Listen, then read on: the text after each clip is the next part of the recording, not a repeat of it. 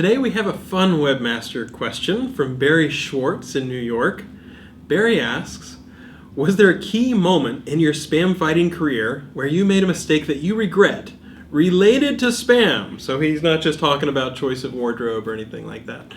I can think of at least two mistakes that I've made related to spam. So I'll tell you about both. I remember talking to a very well-known SEO at a search conference in San Jose, probably 7 years ago, give or take.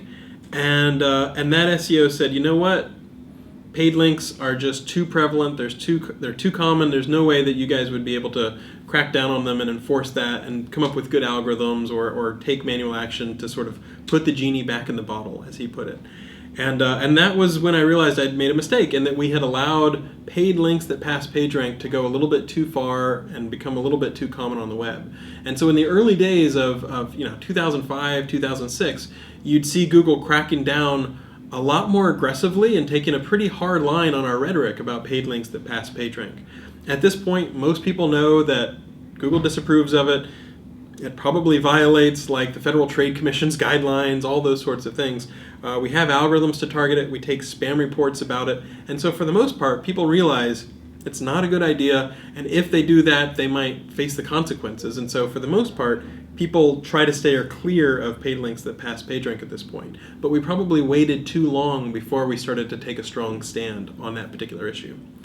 Another mistake that I remember is there was a group of content farms, and we were getting some internal complaints where people said, look, this website or that website is really bad. It's just poor quality stuff. I don't know whether you'd call it spam or low quality, but it's a really horrible user experience.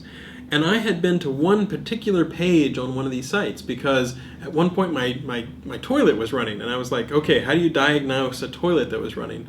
And I had gotten a good answer from that particular page. And I think I might have overgeneralized a little bit and been like, no, there's lots of great quality content on some of these sites, because look, here was this one page that helped solve the diagnostic of why does your toilet run and how do you fix it and all that sort of stuff. And the mistake that I made was judging from that one anecdote and not doing larger scale samples or listening to the feedback or looking at more pages on the site. And so I think it took us a little bit longer to realize that some of these lower quality sites or content farms or whatever you want to call them were sort of mass creating pages rather than really solving users' needs with fantastic content. And so I think as a result, we did wake up to that and we started working on it months before it really became wide scale in terms of complaints, but we probably could have been working on it even earlier.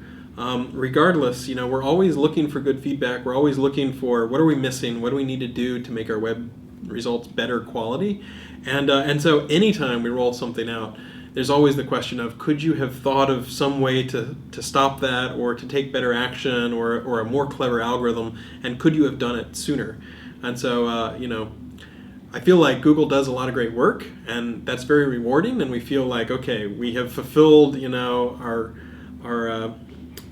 working hours with meaningful work.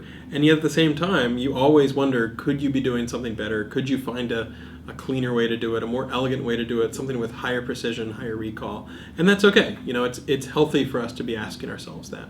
So great question. Those are a couple key moments I can remember where it felt like we made a mistake by not paying attention to a particular topic soon enough. Hope that helps.